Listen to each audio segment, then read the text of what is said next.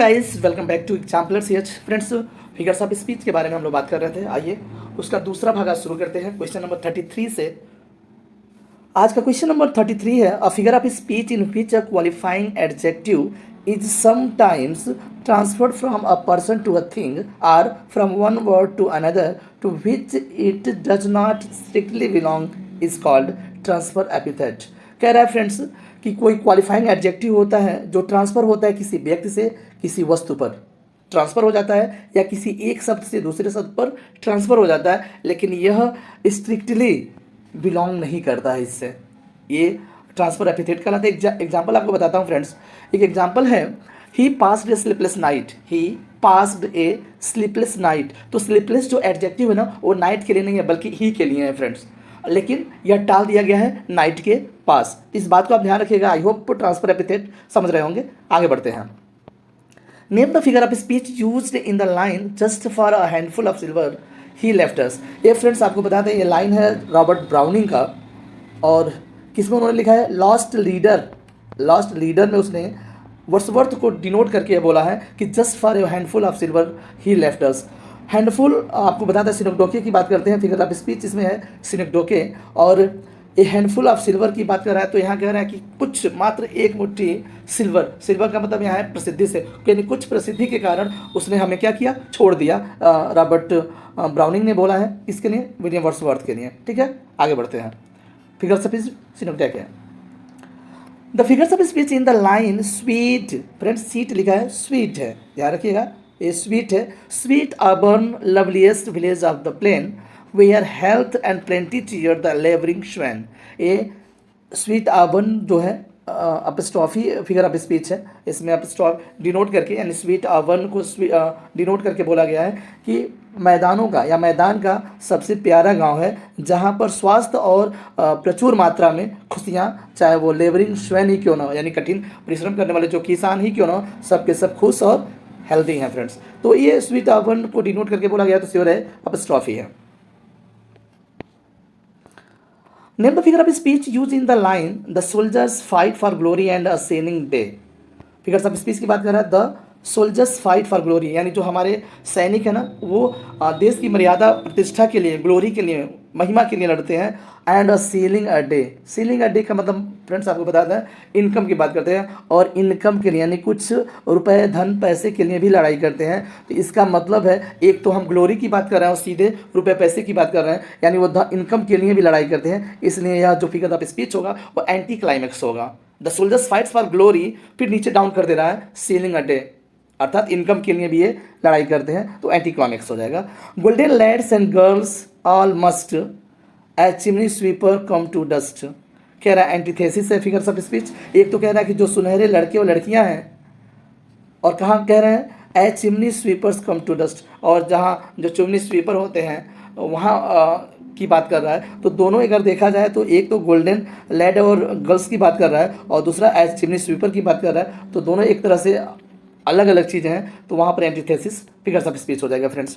The naked every day he clad when he put on his clothes. इसमें कह रहा है कि जब कोई व्यक्ति कपड़े पहनता है तो हमेशा वो पहनते रहता है। ये पहनने का और कपड़े का जो सेंस है, आप जानते हैं पन का मतलब ही होता है प्ले ऑन वर्ड्स, शब्दों से खेलना पन का एक विशेषता है। तो इसमें जो फिगर्स ऑफ स्पीच होगा फ्रेंड्स वो पन होगा।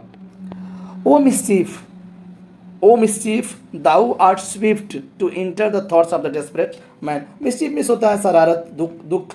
तो कह रहा है कि दाउ आर्ट स्विफ्ट, आप बहुत ही तेज हो, टू इंटर मिस प्रवेश करने में, इन थॉट्स मिस विचारों में, आप डिस्परेट मिस हताश और निराश व्यक्तियों के विचारों में घुसने के लिए आप बहुत ही तेजी दिखाते हो। ओ मिस्चीफ, तो ओ डेडिकेट किया गया, डिनोट किया गया, तब स्ट्रॉफी होगा figure of speech. Knowledge is proud, knowledge को घमंड है कि वह सब कुछ जानता है, ही नोज सो मच, बहुत कुछ जानता है। विजडम इज हम्बल, लेकिन जो बुद्धि है ना वो बहुत ही विनम्र होती है, कि वो बहुत कुछ यानी बहुत कम जानती है या कुछ जानती ही नहीं है, इस तरह का सेंस है। यानी नॉलेज को बहुत ही प्राउड है और बुद्धि को बहुत ही हम्बल विनम्र है। यानी इसका मतलब है कि प्राउड और हम्बल जो विशेषताएं हैं वो मनुष्यों की हैं, लेकिन यहाँ पर नॉलेज और विजडम को शो किया गया है, इसलिए हमारा फिगर्स ऑफ स्पीच पर्सनिफिकेशन बोले तो मानवीकरण अलंकार है। Done. Sceptre crown must tumble down. And in the dust be equal made with the poor crooked scythe and spade. ये देखिए फिगर ऑफ स्पीच मिटोनिमी है, और मिटोनिमी जो है फ्रेंड्स वो किसी अन्य शब्द को रिप्रेजेंट करता है। जैसे सेप्टर एंड क्राउन की अगर बात करते हैं तो राजाओं की बात करते हैं, राजशाही सिंहासन जो होता है उसकी हम बात करते हैं। कह रहे हैं कि टम्बल डाउन, उससे भी नीचे गिरना होगा। And in the dust in equal made, और वो लोग भी एक समान उस डस्ट में मिलेंगे, उस धूल में मिलेंगे। With the poor crooked scythe and power, और जो गरीब लोग हैं, जो उसकी प्रजा है, यानी सेंस यहाँ क्या है फ्रेंड्स, राजाओं का जो मौत होगा अगर, और जो प्रजा है उसकी मौत होगा, तो सेम एक जगह ये लोग मिलेंगे। ठीक है, तो यहाँ पर डिनोट कर रहा है कि राजशाही लोगों का और यहाँ पर उसकी प्रजा के लोगों का, लेकिन दोनों का अंत एक समान होगा फ्रेंड्स। ये है मिटोनिमी।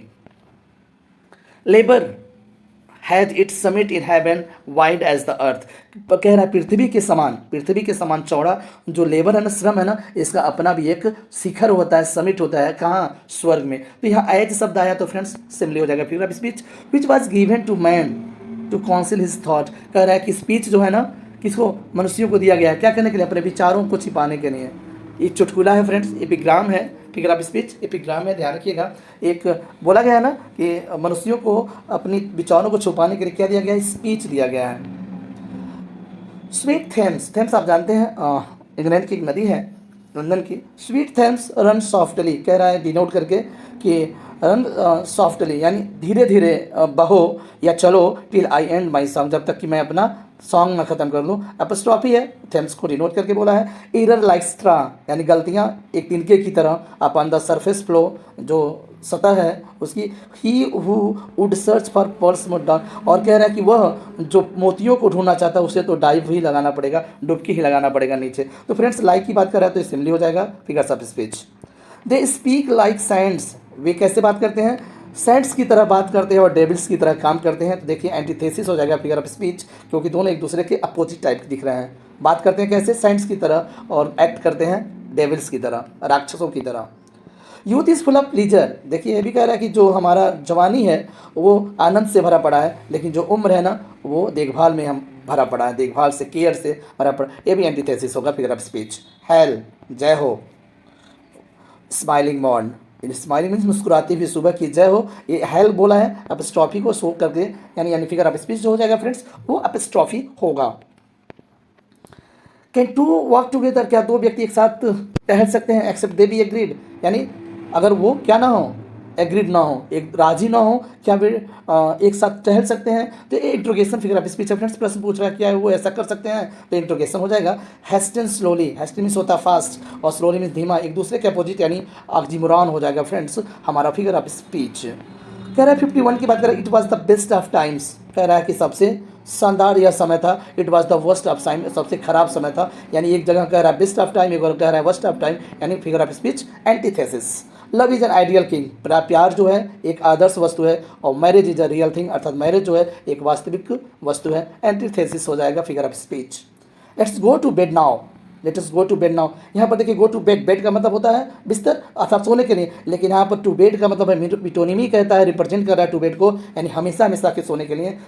ठीक है, कि आराम से उस शांतिपूर्ण दुनिया में कोई जगाने वाला ना हो, हमेशा हमेशा के लिए सो जाए, अर्थात डेथ को डिनोट कर रहा है to bed friends, metonymy figure of speech होगा। Humour is the shock absorber of life, कह रहा है जीवन का सबसे बड़ा सदमा क्या है? वो ह्यूमर है friends, humour. It helps us take the blows, और ब्लोस को, ठोकरों को लेने के लिए हमारी मदद करता है। ये सीधे सीधे बोला गया है, क्या है? ऑब्जर्वर ऑफ लाइफ है, क्या?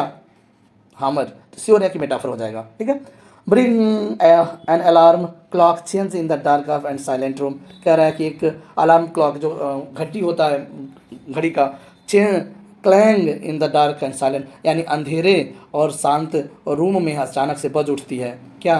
ब्रिंग करके एक घड़ी। तो ये जब ब्रिंग जो साउंड है आपको पता है, words echo their meaning with sound effect is called onomatopoeia. Name the figure of speech in the following lines, the more haste the less speed, more haste the less speed, ये हो जाएगा epigram, चुटकुला है friends. ठीक है, ध्यान रखिएगा, epigram. Name next है the name the figure of speech in the following lines, boys will be boys, लड़के लड़के ही रहेंगे, लड़के लड़के ही रहेंगे, एपिग्राम है figure of speech. A figure of speech where in a comparison in made between two unlike quantities without as use the word like as so, तो ये है मेटाफर, और मेटाफर का डेफिनेशन है, in metaphor we compare two object of different kind without using as so like, यानी as so like के बिना अगर हम कोई कंपेरिजन करते हैं फ्रेंड्स वो हो जाएगा मेटाफर, जिसे हम इम्प्लाइड सिमिली भी बोलते हैं। ठीक है फ्रेंड्स, आगे बढ़ें। नेक्स्ट है the figure of speech, O my love is like a red red rose. ये आपको बता दें, ये लाइन लिया गया है रॉबर्ट बर्न्स की लाइन है, रॉबर्ट बर्न्स की लाइन है, O my love is like a red red rose, और लाइक की बात आया है यहाँ पर, तो हमारा फिगर ऑफ स्पीच हो जाएगा simile. The figure of speech in death lays his icy hands on kings, तो कह रहा है कि मृत्यु जो है ना अपनी हाथ को, कहाँ अपने हाथों को, यानी आइसी हैंड्स को राजाओं पर रखती है, अर्थात यह रखने का मनुष्यों का है, तो पर्सनिफिकेशन हो जाएगा, death lays his icy hand on Kings.